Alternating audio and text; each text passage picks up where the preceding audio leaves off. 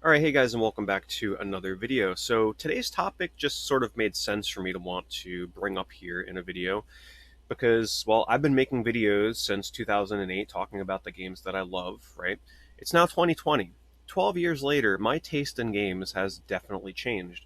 And it just sort of made sense to me to let people know the kind of games that I really am not playing much anymore and the reasons behind it. Because the games I was playing in 2008, 2010, 2012, not exactly the same kind of games I'm still playing today in 2020.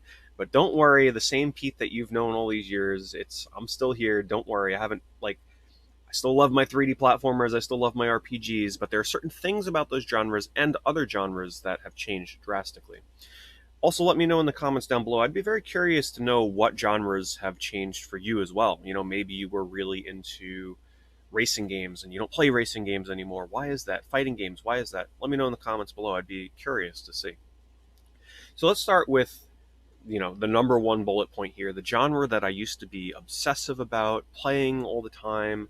It was pretty much my life for many years in terms of competitive play and playing online, and that's first person shooters. Now, if you watch my old content, you knew for several years there I was playing all the new Call of Duties. I was playing them online competitively. I was really into them, playing with friends, playing with strangers, and I was very good at these online competitive first person shooters back then, especially SOCOM and whatnot. But SOCOM, we'll get to that in a second here. But first person shooters in general, I've pretty much given up on that genre. I came to grips with the fact that it just wasn't for me anymore, probably with the launch of the PlayStation 4 when Killzone Shadowfall came out. Now, granted, I know that's not the best Killzone game in the series, and I did love Killzone 2 and 3. I played both of those online a lot. But when Shadowfall came out, I was already sort of teetering on the edge of whether or not this genre was really for me anymore. And after playing Shadowfall for the launch of a console, and usually console launches get me the most excited for genres and games that I normally wouldn't play, but I give a chance because of that launch-itis of excitement of a new console. So after I had only played Shadowfall for like a day or two, not even, I realized that, yeah, this isn't for me anymore. I think it just really had to do with getting burnt out on the genre. It just wasn't innovating quite enough for me anymore. Every game felt the same, and I guess it's sort of, you can blame games like Battlefield, Call of Duty, stuff like that, because game after game they were starting to feel very similar, and I got tired of them. I got tired of not feeling like game by game they were changing enough. I'm sure there was a lot more to it. I'm sure there was a lot more to it than that. But these days, I don't really play new first person shooters. I don't really play them too much anymore. Here and there, I might dabble in one. I've dabbled in Apex Legends for a couple days. Wasn't really for me. Mostly due to my time off from first person shooters, my ability to play them, especially online competitive shooters, has taken a big hit. And I don't like getting wrecked online, okay? Because I used to be the one doing the wrecking. Getting wrecked, now I know what it feels like. All those noobs that I was destroying back in the day, man, now I know what it feels like. Not to say I'm terrible at these games now, but my ability to compete on a high level has definitely been impacted from all these years off of not practicing aiming and shooting like I used to back in the day, because I used to be really good at pretty much any first person shooter that I played online. It's not the case anymore, and it's not quite as enjoyable for me. I think that has something to do with it as well.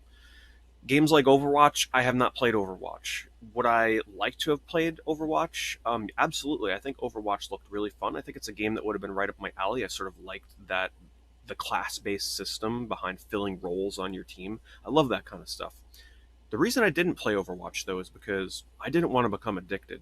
That's another fine line that I try not to cross these days. Sometimes I can look at a game and be like, if I play that game, that's probably going to be the only game I play for the next 6 months or more. And I don't want to play just a single game for that long anymore. I like variety. I like jumping around to all my old retro games, playing something different every day or two. I didn't want to be consumed by a game that would pretty much become the only game I play.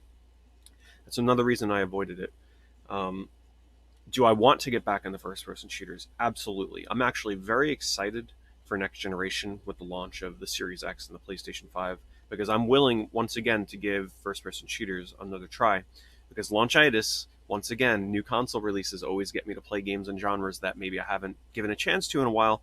First person shooters will be those games. The new Halo, absolutely going to give it a try.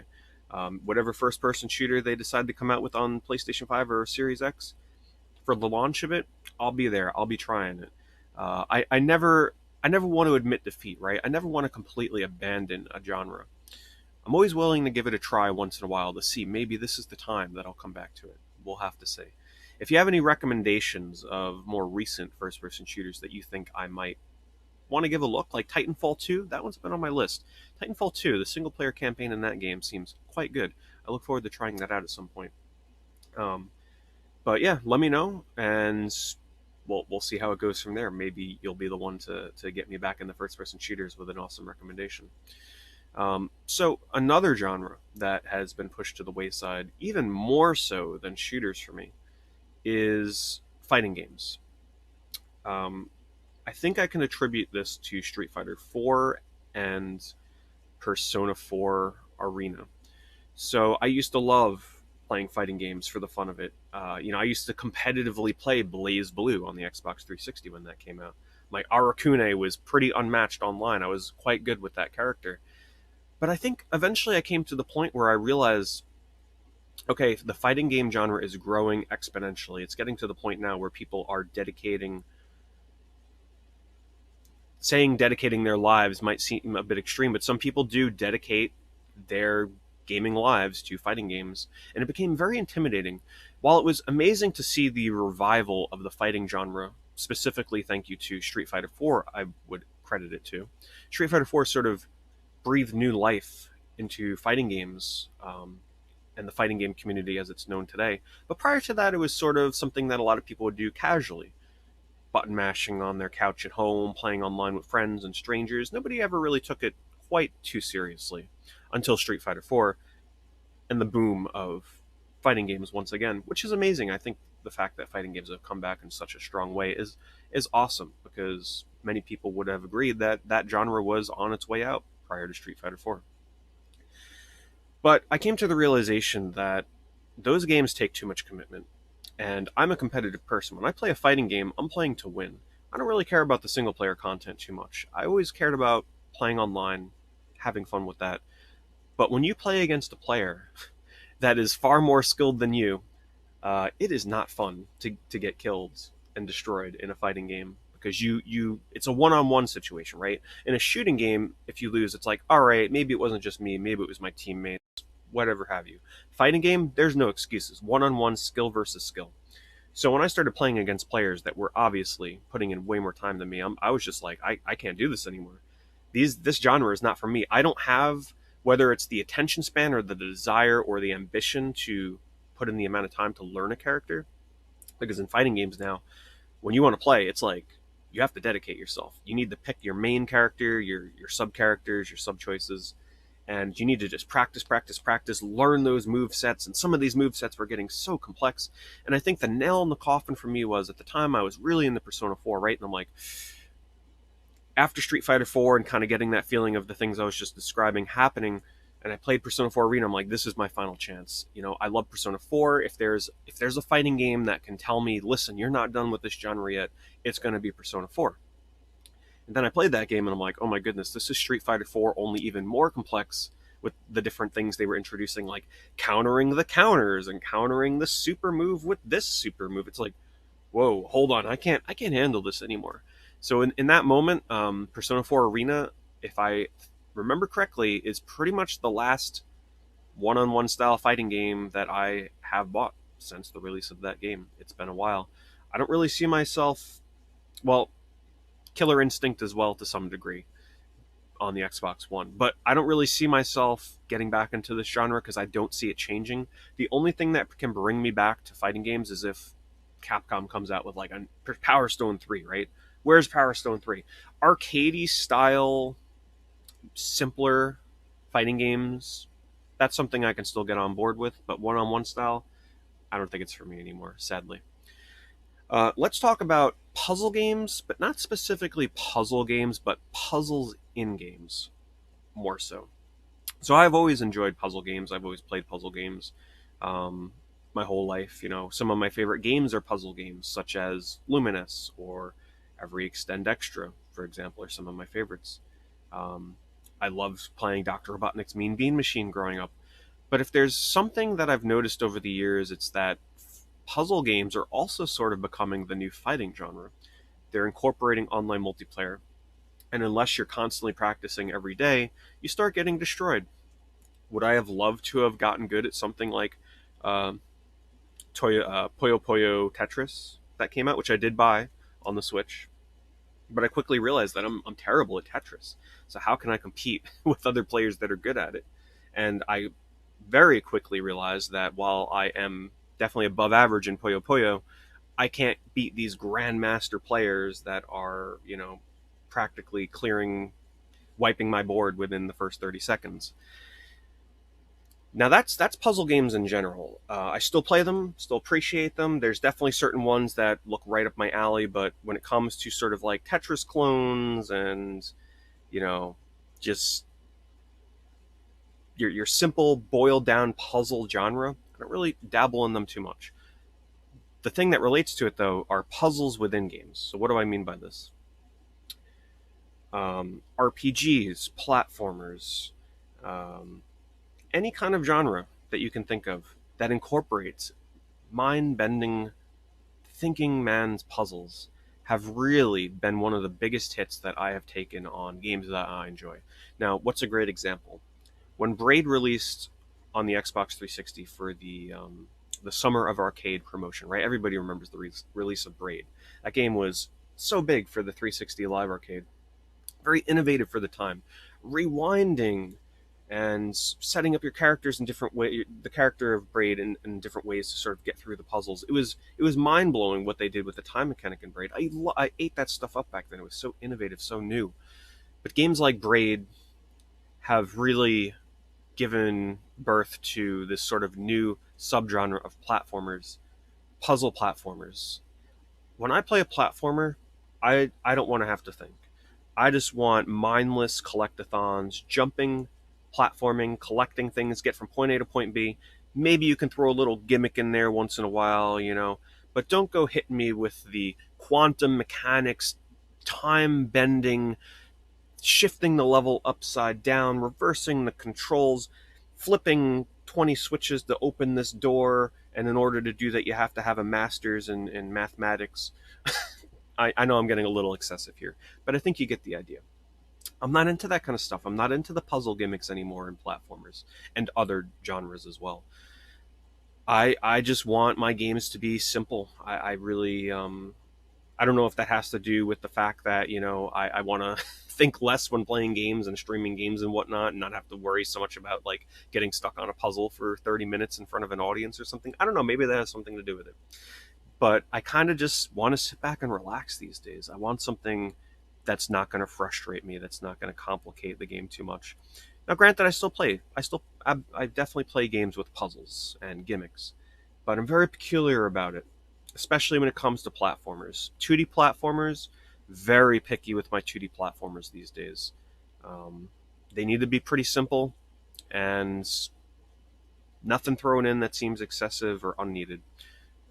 It seems like with platformers these days, developers just feel like they need something to stand out, and it's getting kind of ridiculous. I understand that the space of especially indie platformers is becoming very vast and big, and you sort of need that one hook to get people to look at your game and say, wow, that's what makes that game different from everything else. But at the same time, it's getting to the point where it's like, man, people are thinking of some of the most insane and crazy stuff that's sort of hindering the games in some way because they're thinking a little too outside the box. When sometimes people like me, we don't want anything extra. We don't want any extra meat on them bones. Throw us that skeletal bone of a 2D platformer, and we'll eat it right up. Sometimes less is more. Another genre for me that I have dabbled in the past, but now I've almost completely written it off, are traditional sort of point and click adventure style games. Now, this is a genre that I haven't played too much because obviously it's sort of at home on the PC, but there were quite a bit of adventure games that came out on consoles. Games like the Myst, for example, Siberia, uh, Broken Sword, Zack and Wiki on the Wii, just to throw out a few examples. The last one I really played in this genre was Grim Fandango about 5 years ago. I was playing it for the first time and I really enjoyed it. I definitely did. But I just find that my mind is just not able to commit to these games in the larger scheme of things. Like, I love the atmospheres and the stories and the characters of these games. I really wish I can appreciate adventure games more than I do. But it's sort of like a puzzle game in that aspect where I don't want to have to think too hard. I don't know. Maybe it's just me getting lazy with playing games. I don't know, but I don't want to get stuck in a game for too long. I just like that sense of progression and always moving from point A to point B to point C, and so forth, so on. In adventure games, you can get stuck for a long time. Actually, no, I take that back. The last one I really played was Dracula: The Resurrection on PlayStation 1. I played that October of last year, and love the atmosphere in that game. It's actually a great PlayStation 1 game. It's also on PC. But boy, did I get stuck in some of the parts of that game where you're like pixel hunting for that one little thing that you missed. And if you miss it, the game becomes pretty much impossible to beat. And then you have to cheat and you have to look up what to do or ask somebody what to do. And I don't know. The genre for me is just it's never really captured me the way that it has for other people. And I wish there was something I can do about that. Maybe I'm just not playing the right ones. Maybe the right one hasn't quite come along for me yet. But like Double Fine games, I know Double Fine. They're making a lot of adventure games these days. Uh, well, actually, recently I tried playing The Cave, which is sort of a blend of a platformer meets an adventure and a puzzle game. I could not get into The Cave whatsoever. That's the one where you could pick a couple of three characters to get through the game, and you solve puzzles. And there's like a selection of characters you could choose, like the scientist, the twins, the hillbilly, stuff like that. And boy, did I struggle to enjoy. I pretty much had to quit 2 hours in. I'm like, listen, I can't do this. This is not for me. Really is not for me. All right, next, not specifically a genre, but something that I have definitely started avoiding are games with really complex UI systems or sort of overbearing tutorials. Like games that you turn them on and they're just like they smack you in the face with tons of text and menus and tutorials and small font sizes, and everywhere you look there's just like new information popping up. And what genre kind of is bearing this burden the most? MMORPGs. The best example I can give you is recently, before it was announced to be coming to the PC, I tried the free. There was like a free weekend or something, or whatever the heck. They were doing some kind of promotion for it. No, it had just released that week. I tried out Phantasy Star Online 2 on the Xbox One, and I'm like, all right, let's give this a chance. Let's see how it goes. And granted, I never really grew up playing Phantasy Star Online 1 very much. I played it on the original Xbox for like a month, and that was pretty much my experience with that game. But I'm like, let's give 2 a chance. I turn it on, and I just felt so overwhelmed. So many different tutorial boxes. The UI font was ungodly small, very, very small. The screen was just so cramped with information. Tons of NPCs to talk to, giving you clues and hints and what to do, and in some cases, not even telling you what to do. In some cases, very confusing. And it just brought me back to simpler times with like Final Fantasy XI on the PlayStation 2. That super simple UI, chat box, menu box, done. And it's still pretty much the same for Final Fantasy XI these days, especially if you don't mod it in any way. Whereas MMOs these days, boy, let me tell you, it is. And not just MMOs. We're talking about games like RTS games, um, even action games in some cases, especially games that require a lot of big item pools and crafting.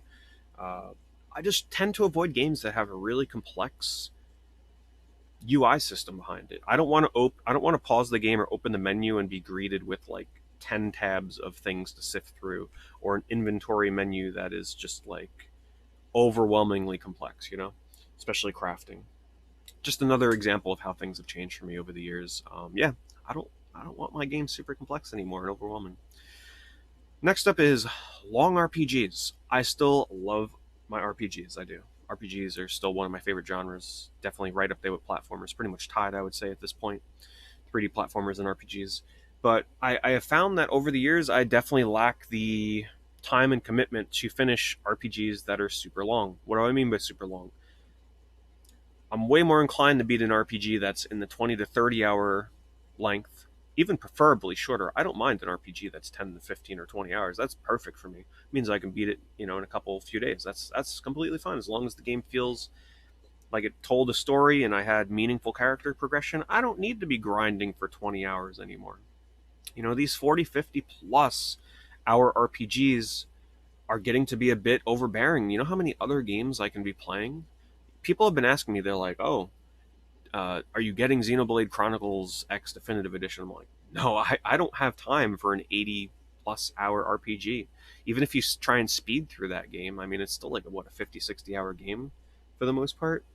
Um, Especially because when I stream, I don't really focus on one game for too long. I generally will give a game 2 to 3 streams, which is about 15 to 20 hours. And if I don't beat a game by then, it's like, man, it's starting to overstay its welcome because I do variety, right? I'm always switching, I'm always changing what I play. And I do think that streaming has impacted my ability and desire to play long RPGs because they're not an easy game to kind of like have people jump in on and know what's going on if you're in the middle of a 60-hour game. Um, and that's just not the style that I go for in the games that I play on stream. So yeah, I don't games like Persona 5, man, I love Persona 5, but after I got like 50-ish hours into that game, I just it was getting too long for me. Like give me the short RPGs. Will I still play long RPGs? Yeah, I mean, I beat Final Fantasy VII Remake. That's an exception, right? That game is like once in a lifetime. How can I not beat Final Fantasy VII? It took me about 45 hours, but boy, it was worth it. That game was absolutely worth it. But I'm very, very selective in long RPGs that I choose to play these days. That is for sure. I mean, in terms of genres, general broad view, that's pretty much it for what I can think of when it comes to genres that I definitely have sort of taken a backseat to in some way these days.